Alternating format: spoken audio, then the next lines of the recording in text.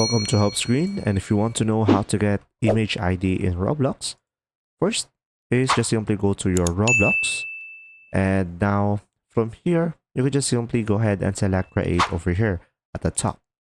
Now it will redirect you to the creator hub.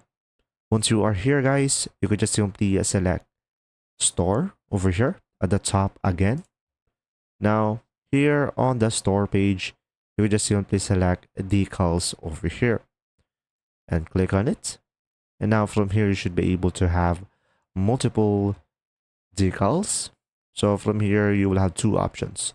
You could either use the search bar over here to search for a specific one, and you could use the filter by as well to narrow down your searches.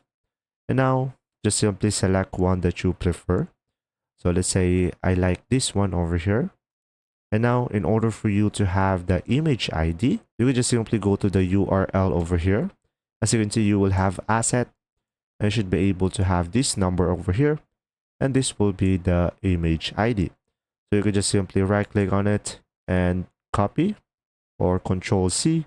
And after that, you can just simply paste it on where you will use it. I hope this video helped you understand more. If you do, leave a like.